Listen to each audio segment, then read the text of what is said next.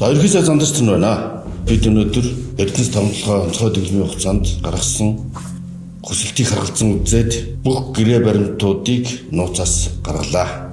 Нийтдээ 37 гэрээ баримтыг ил тод болголоо. Манай засгийн газар байгуулагдаад 100 гаруй хонож байна. Гэтэл улс төрийн байдал ийм өрнөлтөй байгаагийн жинхэнэ шалтгаан бол баялагын хулгайтай тулж тэмцсэн учраас юм.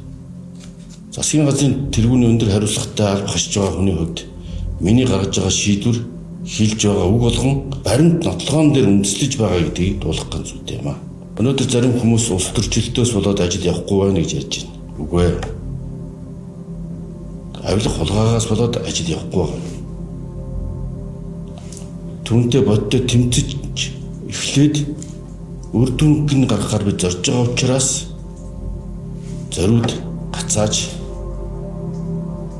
муулж буруу тийш нь өшгөж байна. Гэмт хэрэгтэй тэмцэх нь засгийн газрын ерхий сайдын үндсэн үүрэг юм. Үндсэн хуулиар олгогдсон эрх үүрэг юм.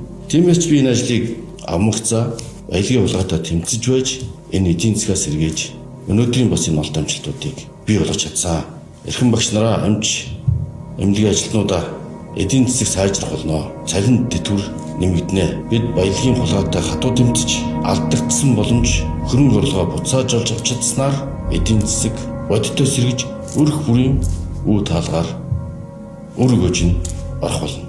Энэ бол жинхэнэ авилгалтай тэмцэж байгаа ил тод засаглалын бодиттой шийдэл юм. Ийм учраас манай засгийн газар цаашдаа альва аж ахуй бизнесийн ямар ч гэрээг нууцлж байхгүйгээр болгосон. Зах зээлийн өрсөлдөөний зарчмаар нээлттэй ард түмний хяналт шийдэж авах юм зарчмыг өнөөдөр тунхаглан зарлж байгаа. Ийм зорилгоор өмнөх гэрээнүүдийг ил тод болгож байгаа. Дээд доод бүх шатанд хотод хөдөөд ард иргэд